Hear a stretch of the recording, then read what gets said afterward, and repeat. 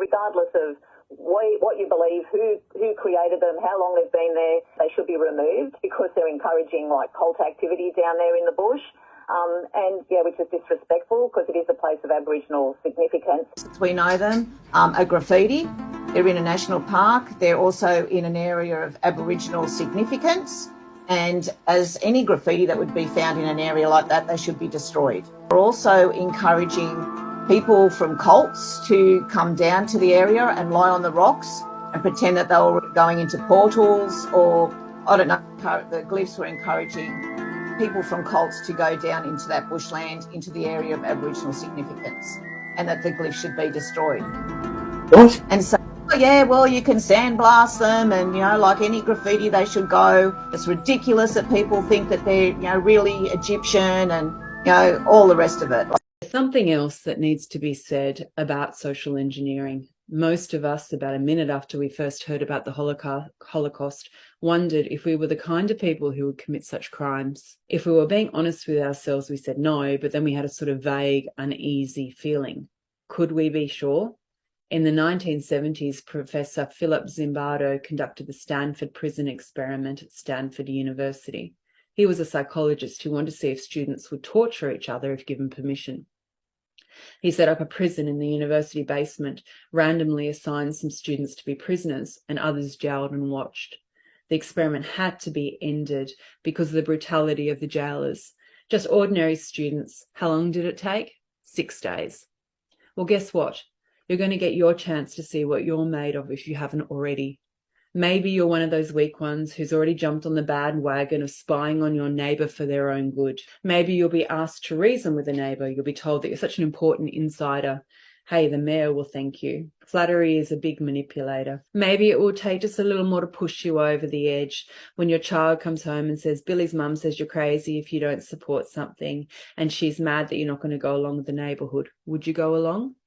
Maybe you'll just hide anonymously, since it would maybe cost you your job to stand up. I will leave you to consider what Rose's raised there. Good people can do really awful things given the right pressure and given the justification. Earlier in the video, I posed the question, who has really benefited from the last few years? So the common good argument, do it for the common good. Who's the common good? When I look around and I talk to people, I see that people have really struggled over the last few years, some terribly so, especially if they stood up or protested or tried to have their voice heard. Others have struggled as well. In a repeat of what we've seen in our own neighbourhoods where smaller businesses closed, yet Coles, Woolworths and Bunnings stayed open, it should be no surprise that it was the wealthiest who had the biggest bonuses from the last few years. Fortune 500, the 68th edition of their annual ranking of America's largest companies. It was a blowout year for the companies featured.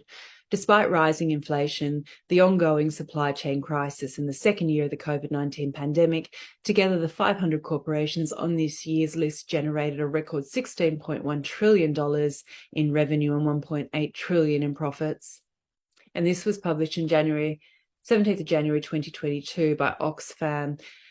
The world's 10 richest men more than doubled their fortunes from $700 billion to $1.5 trillion. At a rate of $15,000 per second, or $1.3 billion per day, during the first 2 years of a pandemic that has seen the incomes of 99% of humanity fall, and over 160 million more people forced into poverty.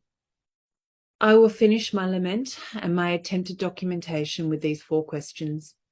How much are we willing to sacrifice for the authorities to purportedly keep us safe? Are we willing to sacrifice our most vulnerable? What happens to our humanity when we do this? And does it really keep us safe? You can find the welfare letters and testimonials on Community Services Speak Out, which is both on Facebook and Telegram.